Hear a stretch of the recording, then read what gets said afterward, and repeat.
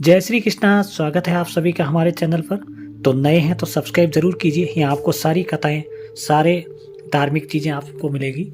तो आज आपको बताने जा रहे हैं एक बहुत ही खास कथा, जो कहते हैं संतान सप्तमी व्रत की कथा। रानी चंद्रमुखी और बद्रमुखी से जुड़ी हुई कहानी है।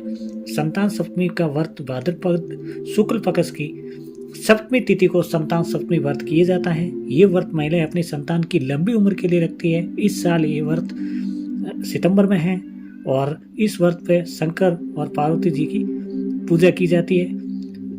तो एक बार क्या हुआ, धर्मराज युधिष्ठिर ने भगवान से कहा, हे प्रभु, कोई ऐसा व्रत बताइए जिसके प्रभाव से मनुष्यों के अनेक सांसारिक क्लेश दुख दूर होकर वे पुत्र एवं पौत्रवान हो जाए। तो ये सुनकर भगवान बोले, हे राजन, तुमने बड़ा ही उत्तम प्रश्न किया है। मैं तुमको एक पौराणिक इतिहास सुनाता हूँ, ध्यान पूर्वक सुनना।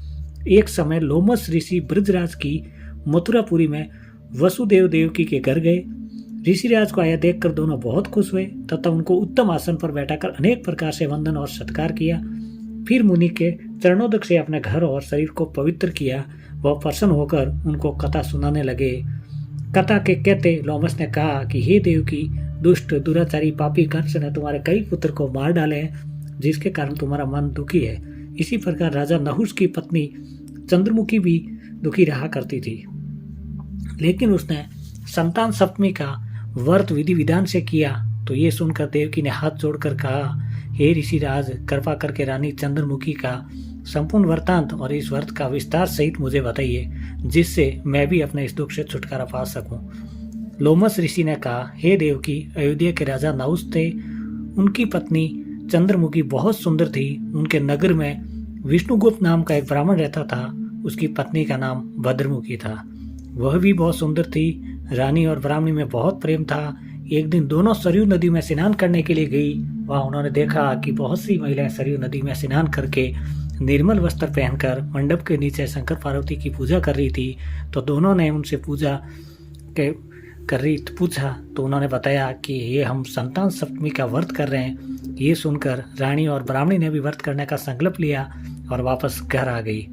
ब्राह्मणी ने नियोग पूर्वक इस व्रत को करा, लेकिन रानी कभी व्रत करती और कभी नहीं करती। कुछ समय बाद दोनों ही मर गई और अगले जन्म में रानी को बंदरिया की योनि और ब्राह्मणी को मुर्गी का जन्म मिला। ब्राह्मणी मुर्गी योनि में शंकर पार्वती का व्रत करती, लेकिन रानी सब कुछ भूल गई।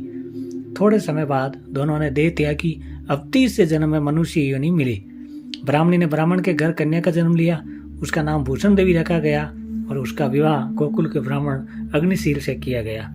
भूषण देवी इतनी सुंदर थी कि कोई भी ज्वेलरी पहने बिना भी वो इतनी सुंदर लगती थी। तो कामदेव की पत्नी भी उससे आगे लज्जा आती थी। उसके 8 पुत्र हुए। ये सब शिवजी के व्रत का पुनित फल था। दूसरी ओर शिवजी की पूजा से विपुग रानी के कोई भी पुत्र नहीं हुआ।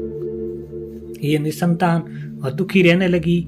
रानी और ब्राह्मणी में जो पहले प्यार था वो अब नहीं था। रानी जब वृद्ध अवस्था में थी तो उसको गूंगा बहरा अल्पायु वाला बेटा हुआ और कुछ समय बाद वह भी मर गया। अब तो रानी बहुत दुखी रहने लगी। अब रानी के मन में ब्राह्मणी के बीतकर ईर्ष्या होने लगी। ब्राह्मणी ने रानी का संताप दूर करने के लिए अपने 8 पुत्रों को रानी के पास छोड़ दिया और रानी के पाप के वशीभूत होकर उसने ब्राह्मणी के बेटों को जहर खिला दिया, लेकिन बालकों को कुछ भी नहीं हुआ। ये देखकर रानी ने इसका रहस्य जानना चाहा। रानी ने ब्राह्मणी को सारी बात बतलाई। रानी ने ऐसे वचन सुनकर ब्राह्मणी से कहा, सुनो, तुमको 3 जन्म का हाल कहती हूँ, ध्यान से सुनना। तब ब्राह्मणी ने रानी चंद्रमुखी और भद्रमुखी से लेकर बंदरिया और मुर्गी की कहानी सुनाई और कहा कि मुझे लगता है कि तुम्हारे ऊपर जो भारी संकट है उसका कारण भगवान की पूजा से विमुख होना है। अगर तुम संतान सप्तमी का व्रत विधि पूर्वक करोगी तो तुम्हारा संकट दूर हो जाएगा। तो भूषण देवी की ये मुख से बातें सुनकर रानी को सभी याद आया और पश्चाताप करने लगी। उसने ब्राह्मणी के पैरों में गिरकर क्षमा मांगी।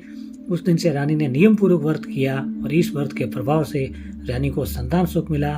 तब भगवान देवकी से कहा, मैं तुमसे कहता हूँ, तुम भी इस पुनित व्रत का करना स्टार्ट करो और इस व्रत से जैसे सभी को लाभ मिला है वैसे आपको भी जरूर से लाभ मिलेगा। तो जय श्री कृष्णा। मिलते हैं अगले वीडियो में।